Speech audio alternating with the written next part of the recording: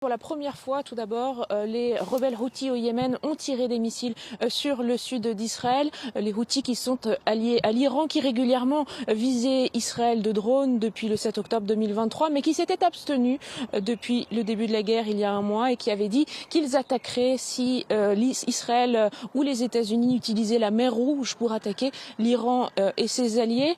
Et puis, on l'a entendu dans les propos de Marco Rubio, il y a de l'espoir côté américain pour que des négociations aboutissent et que la fin de la guerre soit proche. C'est un peu différent côté israélien. Les Israéliens, eux, sont par nature contre les négociations avec la République islamique d'Iran. Et si les objectifs stratégiques américains sont pas forcément très clairs, pour les Israéliens, c'est différent.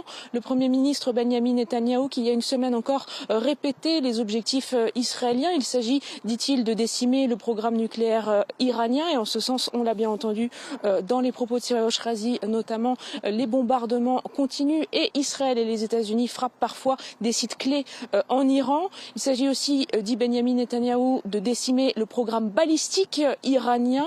Les Israéliens qui se targuent d'avoir détruit bon nombre de lanceurs de missiles balistiques sur le sol iranien, ils disent que cela amoindrit la menace des missiles pour Israël et les pays du Golfe. Néanmoins, et on le constate au quotidien, il y a très régulièrement des alertes. Il y a aussi un type de munitions, les missiles dits à fragmentation, qui visent Israël et qui font des dégâts matériels et des dégâts humains, puisque ce sont des missiles plus difficiles à intercepter pour la défense antiaérienne israélienne. Hier soir encore, un homme est mort à Tel Aviv après un missile à fragmentation qui a été tiré par l'Iran.